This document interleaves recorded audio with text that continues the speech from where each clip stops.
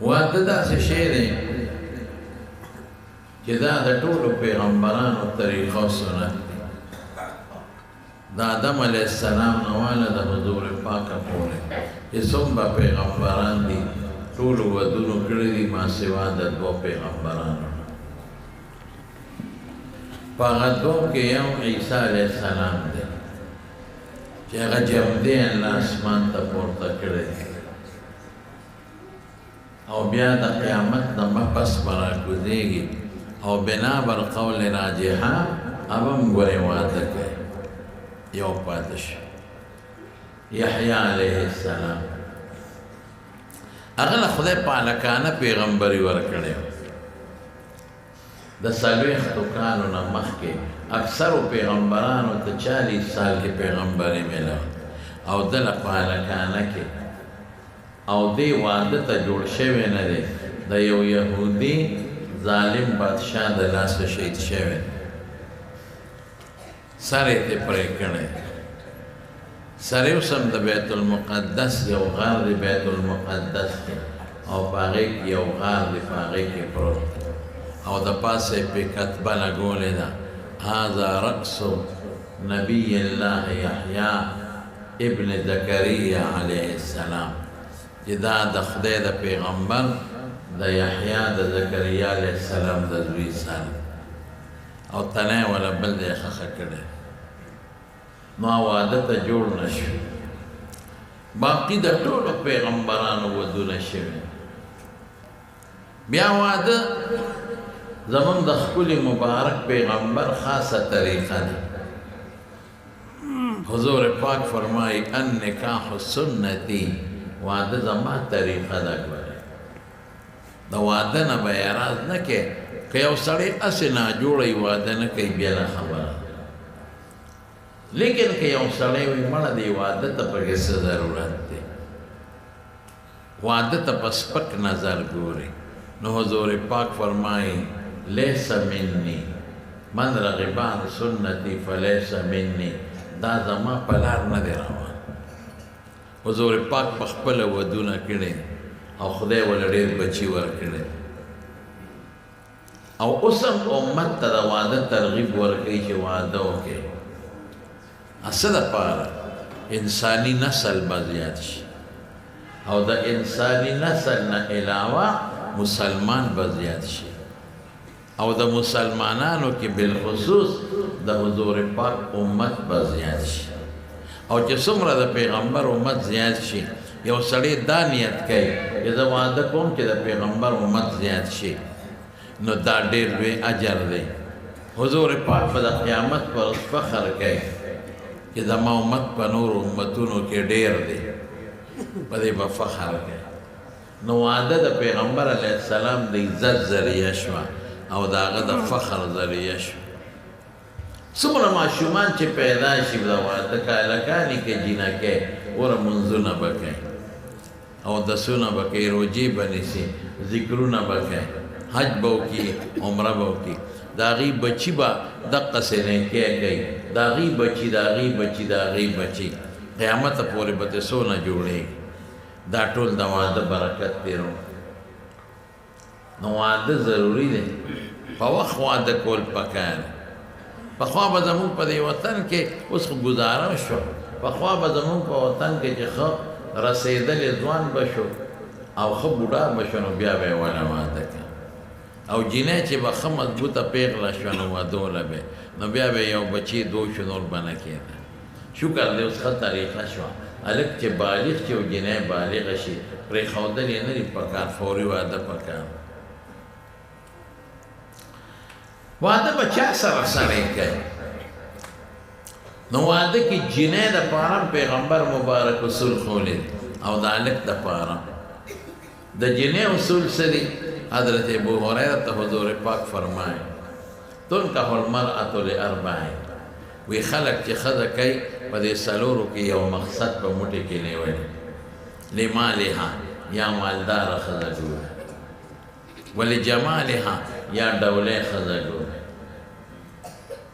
ولحسبها یا عصب نسب پسې ګوري چې د غټ خاندان سره یې تعلق دی ولدینها او بعض خلک دین ته ګوري چې دا جنۍ دیندار نو فاصفر بذات الدین تربت یداک ابو هریره ګورې که ته ښځه کې دیندار قسم دی دیندار ښځه کې جنت دی جنت جون به دې خوشحاله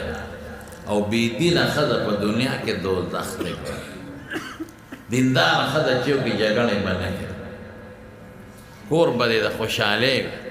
چې ته کور ته راشې تندې به یې درته روڼ نیولي روڼ که ستړی زر به دله چای پخه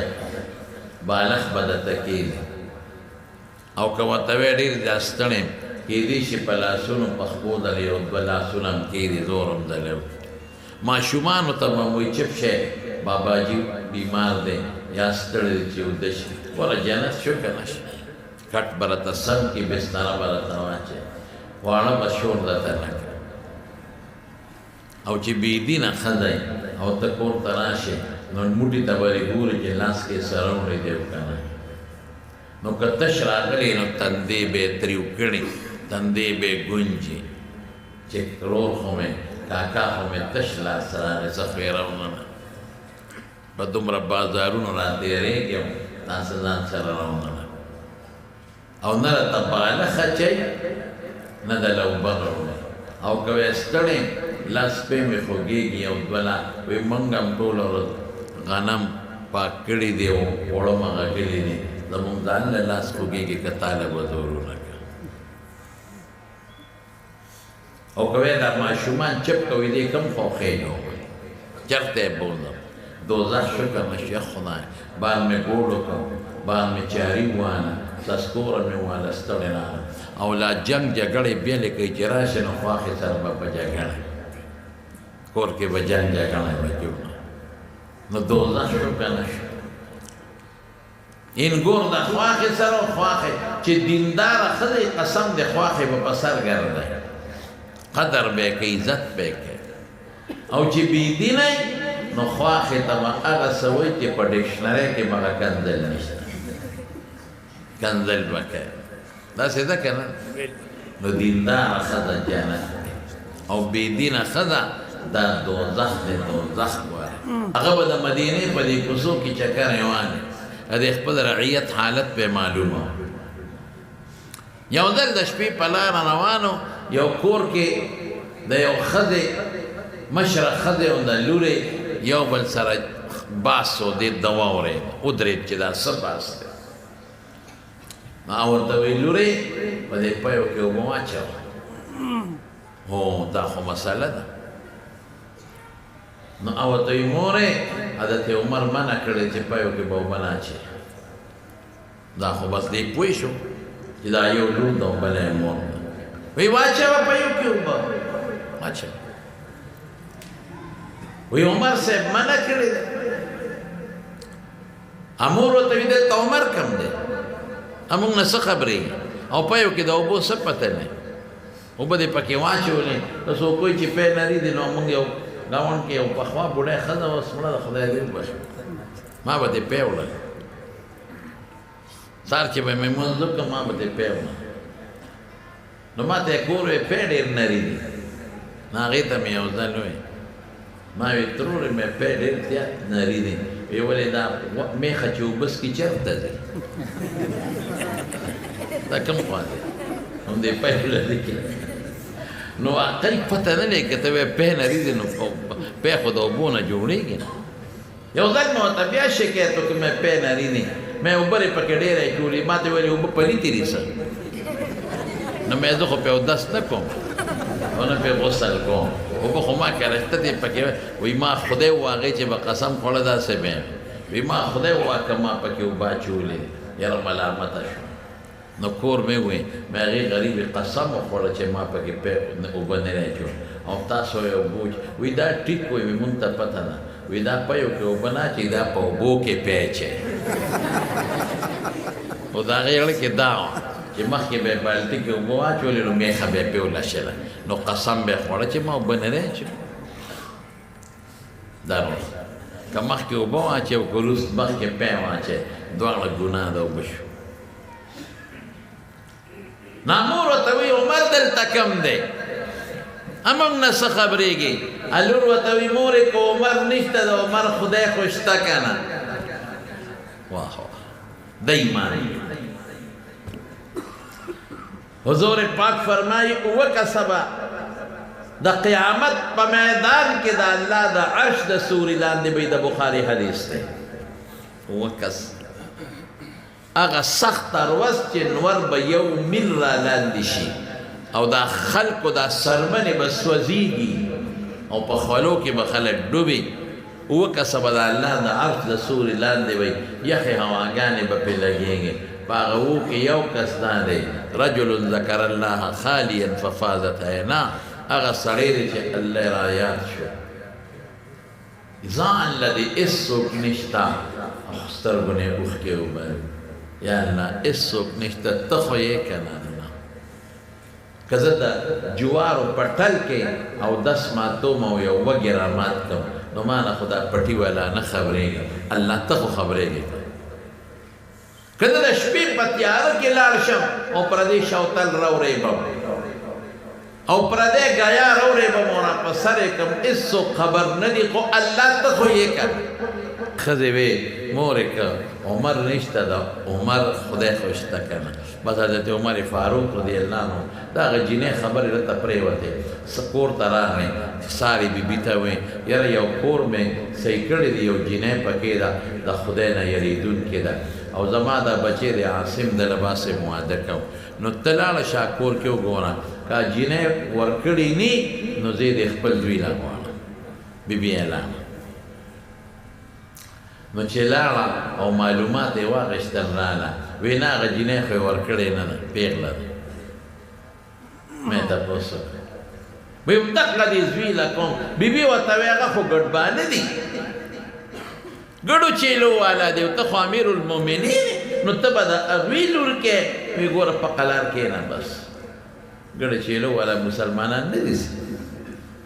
زه د پیغمبر په حدیث عمل کوم چې فاظفر بذات الدین دینداره کړه او زوی سره صلاح کوم زوی سره یې صلاح وکړه زوی ورته بابا چې ستاسې خوښي هغه جینۍ زوی له په نکاح واخېسته ګوره هلک هم د امیر المؤمنین حضرت عمر زوی دی او جینۍ هم د خدای نه یریدونکې ده الله د هغې هلک او جینۍ په اولاد کې عمر ابن عبدالعزیز غوندې شخصیت پیدا کړ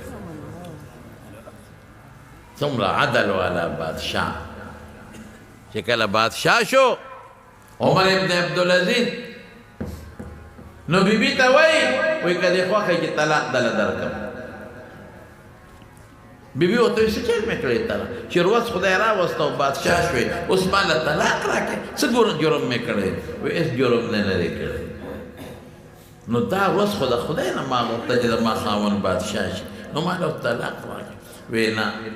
په ما د مسلمانانو غټ بار را په سر شو لوی بوج مې په سر پرېږدی ستا حق نشم پوره کولی ما نه هغې شهوت تښتولی نو ته خو پېغله ښځی بل خاوند به وکړې زه ستا حق نشم پوره کولی قیامت پر ورځ به د ما نه خپل حق غواړې د ما نه شهوت تښتېدلی دی نو طلاق به درکړم بل خاوند به وکړي هغې ورته وی ما درته خپل حق بخلی نه غواړم خو ما له طلاق منع کړه داسې سړی بیبي یې وایي وی 3.5 کاله د بادشاه نه پس تقریبا زما ورته ژوند تېر شوی دی په دې 3.5 کاله کې دې ما ته رانږدې شوی نه دی ټوله شپه به یې جاړه خدای لوی رعیت دې را په سر کړی دی پروردګاره د دې خو به ته ما نه د قیامت په ورځ تپوس کې زه به تاله څه جواب درکړم زمونږ خلک بادشاهۍ ته خوشحالي دي ولې اوبه مال به وه نه ګورئ د خپلو بادشاهانو ته هر یو غل او ډاکو راځي چې د چا په زړه کې د خدای یره نی که نه دلته په دې زړه کې د خدای یره نی قسم په خدای غرق دی او تباه دی که هغه وزیر اعظم دی او که هغه صدر دی او که هغه ګورنر دی او که هغه وزیر اعلی دی دلته دړه دړ غواړي دړه دا خو ټوکې نه دي تا ته خو په کروړونو 2 کروړه عوام ته پسې شاته ولاړ دی دا به ټول د قیامت پر ورځ په دې ملا سواري دا به د خپل حق واخلي نو خدای ته عمر ابن عبدالعزیز نو 3.5 کاله د ده او زما په میانځ کې تېر شوي دي د واده نه دا بادشاه نه پس ما ته نه دی رانږدې شه خو جوړ څنګه یو ځل یې لور ته یې پلان کې اوبه راوړه غریبه لږه لیټ شوه بیا یې واز ورکړه پلان کې بچي اوبه راوړه بیا لږه لیټ شوه نو ښځې ته وایي دا ردې زمانې لوڼه دي درته اوبه غواړم ما له اوبه نه راوړې نو هغه ورته ښځه څه وایي وایي بربنډه دله راشي وایي یو جوړه جامې یې دي پرتوګ یې شلېدلې د کوټه کې ناسته را اذان له ګنډي نو چې هغه وګنډي او هغه واچوي نو بیا به دله اوبه راوړي داسې سړی د خدای پیدا کړ داسې قربان دینداره جینۍ جنت شو جنت قسم په خدای په معمولی څیز به سره ګزاره کوي جنگ به د سره نه کوي اندروړیانو سره به جنگ نه کوي خواښې سره به نه کوي سخر سره به نه کوي لیورونو سره به نه کوي اندروړیانو ته به د خویندو په نظر ګوري لیورونو ته به د رونو په نظر او سخر خواښې ته د پلار او د مور په نظر حیا به دې محفوظوي حیا او چې بېدینه ښځې توبه وباس روزانه جګړه روزانه خواښې سره جنګ ولې دا خلک جګړې کوي یو بل سره انګور او خواښې یو بل سره بعضې وخت د انګور روانېږي او بعضې وخت د خواښې روانېږي د دواړو بعضې وخت کې انګور روانې کوي چې تپوس ته وکړي بوډۍ څنګه را وایي د بوډۍ دا ګز ژبه ده که خدای یې مړه کړي وایي که نه وایي هلکه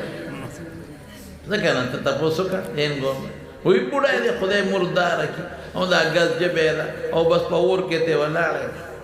نیکبختی شکر وباسه د دې بوډۍ د برکت نه ته د دې کور سردار دا چې ته چا د برکت نن مزې کې دا بچی دی بوډۍ راوړی دی دا دی بوډۍ ماشوم لوی کړی دی دا بوډۍ وه چې تا پسې په کوڅو ګرځېده او ته یې خوښه کړی چې زوی له ښځه ګورم دا بوډۍ وه چې ستا په واده ګډېده چورلکونه یې وان دا بوډۍ وه چې ستا په واده کې نکریزې وې او نکریزې شاټ وې او ټولو مانځو کې نه پیدا کړې او رانجې دونه چولو چې سترګې به ګولي خام توبه بس او چورلکې به یې والې ګډېده وه چې زما د زوی واده دی تمبه له وړه به وه نن بوډۍ سپی شوه ولې ظلم کې د خدای ظالم دا خو د خسخر خواښې قدر به کوې سخر ته به د پلار په نظر ګورې بابا سی بابا هم ټوله رو ټوخېږي نو ټوخېږي مانا ټوخي له به څه کوي هلال مسجد ته به ځي سره چې اوس غریب ناجوړ یو ټوخ کوي نو څه کوي دلته یې مونږ له رالېږي ټوخېږي به چای وله پخه کړه قهوه وله پخه کړه دا مرداره ښځه چې او بعضې بوډۍ هم ځان شرمولي بوډۍ چې جینۍ دې راوسته نو ګزاره ورسره کوه که نه ګزاره نه کوي که هغې نه څوک تپوس وکړي انګور دې څنګه ده وایي په ډولۍ کې کوته کړه یارې بلا ده بلا ژبه یې نه ده خلخل خاوند ده خاوند خو دا په بورو غوزان وله راچوي هلکه په بورو غوزان خلک خوخانو له هم نه لري په بورو ټوله شپه په کوټه کې ټقار خېږي یعنې دیوال ته یې غوږې خاودی غریب چې د ځان سره اطرف په جیب کې دوه درې بادام ښځې له پټ راوړي هغه یې اطرف جیب په بړه کې منډلي چې مور مې خبر نه شي دا به نه کوې دا به بلکل نه کوې خواښې به دې جینۍ ته د لور په نظر ګورې د لور په نظر ستا خپله لور نشته هغې سره که خپله خواښې جګړې کوي ته خفه کېږې که نه خفه کېږې دا هم د چا لور ده که دا ولې دین نه نه دی خبر نه خواښې د دین نه خبر ده او نه انګور د دین نه خبر که خواښې د دین نه خبر شوه نو خواښې ترور ستا لور هم واده ده چې هغې سره خپله خواښې ظلم کوي ته خفه کېږې که نه نو دا هم د چا لور ده خپله لور یې وګاڼه خوله ته یې رانږدې کړه او انګور له پکار چې دی خواښې ته د مور په نظر وګورئ ستا خپله مور نشته چې هغې سره خپل انګور جګړه کوي ته خفه کېږې که نه دا هم د چا مور ده دین ښه شی دی قسم دی که چا کې وي کومه خواښې چې دیني نو د انګور د لور په نظر ګوري خپلې سینې ته یې راجوښتی ټوله شپه وله چای پخوي چې ناجوړی بچي وله لوبی جامې ولینځي کېنه لورې لور ورته وایي لورې کېنه ستړی شوې زه به دله جامې وویځم راوړه باره بچې دا لورې دا ماشوم دې راوله چې دې دله قلار کمه وایي شابله کېنه دې ته خواښې وایي او انګور چې دیندارې هله مورې کېنه نه ورې که زه دا غوړه نه نه لاس پرې ستړی شي کېنه ته دوا کوه د کې دینداره کوه اوس به راشو دې بل طرف ته هلک به څنګه هلک به هم دینداره رسول الله مبارک فرمائے اذا خطب الیکم من ترضون دینه و خلقه چې هغه هلک چې د هغه دینداره وي او خوی یې ښي او تاسو نه لور خورو غواړئ فزوجوه ورکړئ او کله ور نکړه تکون فی الارض فتنه فساد عریض ګورې بیا به دې هلک ته ښځه نه میلاوېږي او جینۍ به څوکۍ نه لوی فتنې به ترې جوړې شي دوه څیزونه یې خول په هلک کې یو دین چې دیندار دی بې دینه له مه ورکوه په خپله مونځ نه کوي مونځ نو دا به هم د مانځه نه بې لمانځه کي دینداره نه ورکوه او دویم چې خوی یې ښي بعضې وخت کې سړی دیندار دی خو خوی یې خراب وي جګړماري کنځلماري هغه له مه ورکوه روزانه به دې لور ډبئ کنځل به ورته کوي ولې موږ د ښځو سره ظلم کوو که نه کوو رښتیا وایي په معمولي خبره لور ښځې سره ظلم قسمونه ورته خوري وایي که ته پلار کره لاړې که نه نو په ما به په دریو طلاقو طلاق یې زر ورته داسې قسم وخوري خواهشي نو پلار کره به نه ولې ظلم کوي دوست سره به روانه شي او ښځې له زور دی یاره که تا سره ما شریک کاروبار وکړه په مارې ښځه په درې طلاقه طلاق خدای دې تباه کړه او بیا وروسته مونږ له راشي یاره جي یو سړي طلاق ویلی دی نو دویم سړی راوله اکثر په ټیلیفون سړی راوله چې چا ویلی دی چې زه ترې پوره تپوس وکړم د طلاق او بلا قسمونه دي یاره جي بس ما فرض کا نو خو مې دلت یې کړه طلاقي خو طلاق تا ویلی یا ویرس جراثیم خو تا کې ما له ډېر کار راځي په دې خدای شان یو ځل یو سړی و هغه ډېر زیات حرامي و ښځې له درې څنګه یې ورکړي خبرې دا ګورې ته زه حقیقت ویم ښځې ډېره ښکلې جینۍ وه زه ښځو سره نه میلاوېږم مونږ کره راغلي و ما ته د وړو مور وې ما ته ویې که دا جینۍ دې ولیده حیران به شې ښکلې ښایسته جینۍ ده هورې په شان او مې که هغه هلک دې ولیده هم ښکلې دی ما یې که هغه دې ولیده نو غاښونه یې 15 شپېته ګزه بار راوتې دي تک تور دا سخا غوږونه یې نیولې دي او سخا پوزه یې نیولې ده لرې به یې خرڅول لرې مړه دا سخا لاسونه اوخو مې خاوند دی دغه د جنت غلمان دی یو شی دی ښځه څه وایي 3 طلاقه یې ورکړي ښځه وی مولوي صاحب که څه چل کېږي ما لو کا وی ما به 10 کسو کې خو دې سپېرله څوک ښځه نه ورکوي وی ده دپاره دا ځواني خیر یې تباه کومه 3 طلاقه مې دا پسې دله 3 طلاقه درکړي وی دا مې د سار مانځله پاساو ما پاساو چې پاسه نور خېږي چې مونځ کې مونځ قضا کېږي بس وی کفتاب هر وخت ما پاسې زه په 3 طلاقو مې طلاقه کړې یاره چې خښتې ته مې لاس کړې مې په دا مازدیګری وه خو زه راخ کسانو راونیوم لږ هم لګېده لږ ولګېد خو بچ شو یعنې بس مړ به په دا سر تا خدای تباه کړه ما ته کسان وي دا ته څه کوې ځان له جګړې ګورې مې دا مې بدې شي خو هر شی څومره ښکلې ښځه خدای درکړې ده او په دې نعمت ناشکري کې دا طلاقونو دا لفظ د خولې نه ختم کې بالکل د خولې نه دا لفظونه باسئ دا ډېر خطرناک لفظ په معمولي خبره ته چې د پردی لور سره ظلم کې کله د پلار په کور باندې کله طلاقونه ورکې ته خپله لور نه لرې ته خپله خور نه لرې ستا خور سره څوک دا ظلم کوي ته خفه کېږې که نه که ستا لور سره څوک دا ظلمونه کوي ته خفه کېږې که نه نو ظالمه دا هم د چا لور خور ده نو دین او خوی څو څیزونه شو 2 شو چې دین او خوی یې سمې دین او خوی نو وله ورکوې ډوډۍ ته مه ګورئ ډوډۍ د خدای په لاس کې کور ته مه ګوره مړه کور هم د خدای په لاس کې دی خدای به کور ورکوي ډېرو غټو مهرونو ته مه ګوره خدای به ورکوي قسم د ډېرې جینکۍ د مالدارو کورو د مهرونو د لاسه د جایداد د لاسه په کور ناست دي غر کې دي غر کې په خدای قسم یوه خبره ذهن کې واچوئ د 2 پیسو د 1 روپۍ خاوند د لکونو روپو ضرور نه بهتر دی ګره د 2 پیسو خاون د لکونو روپو ضرور نه بهتر دی ښه خاون انتم لباس لهن هن لباس لکم وانتم د یو بل پرده ده د یو بل جامه ده رور څه شی دی رور به د نن قدر کې خو چې سبا یې ښځه وکړه بس او بیا بچي وشو بیا دا غریب په پردو کوڅو کې ګرځي او ډوډۍ غواړي دې کې ګوره ظلم به نه کوي بس لور کې دی غواړي او لږ مال ته مه ګوره مالدار دی او که نه دی بس دې ته وګوره چې سړي دین پکې شته او که نشته او خوی پکې شته که نشته چې خوی یې ښي او دین پکې ښي ورکوه زنانه که خپل تنبل وی تنبل نو والی شي یا ځان خو اواز به ډېر تیز نه وباسي چې باره اواز لاړ شي په خپل ماحول کې دننه یا بعضې زنانه دا شمې ممې بلی خیر دا د هغوی خوشحالي ده یا لاسونه پړقوي په خپل کور کې دننه پروا نشته ماشومانې جینکۍ وي سندرې وایي هم والی شي ماشومانې جینکۍ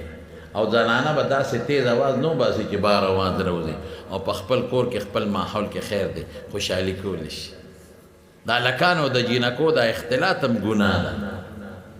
چې لکانو جینکۍ یو ځل ناست یو ډولکي او ډوکلی ورته غږېږي دا ګناه ده ظلم دی زیاتې دا واده خو خوشحالي ده خدای در باندې راوسته نو چې الله در باندې خوشحالي راوسته د غیرت تقاضا دا ده چې موږ خدای خوشحاله کړو زه خدای خوشحاله کړم چې زم خدای خوشحاله کړم نو تاسو باندې خدای خوشحالي راولي نو تاسو خدای خفه کوئ الله مه خفه کوئ الله هغه ذات دی چې موږ له رزق راکړي موږ له ژوند راکړی موږ له بچي راکړی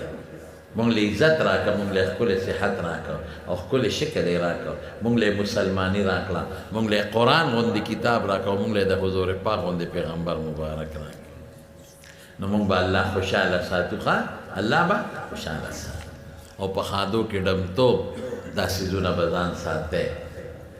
او دا جنجونو کې بعضې خلک دا ډولکي او هغه سر اوس خو دا شي ته خلک سپک ګوري چې څوک دا کوي خلک ته خو وایې ګنې دا ما ښه کار وکړه قسم دې خلک ورپورې اوس خاندي پخوا به خلکو د دې څیز رواج کوه اوس څوک نه کوي اوس خلک وایي مړه څه ډمان دي ټولو ډمتوب دی ډمتوب دی غوږونه یې رانه خوړل په ډمتوب څوک ورته خیرې هم کوي خلک وایي خدای دې تباه کړي وي سړی نو په واده کې دغسې مجلس کوئ لکه چې دا مجلس وشو د دین خبرې تاسو اورېدې نصیحت مې راته وکړه تاسو اورېد نعت خواني پکې وشو تلاوت پکې وشو انشاءالله دا به بختوري کې خیر انشاءالله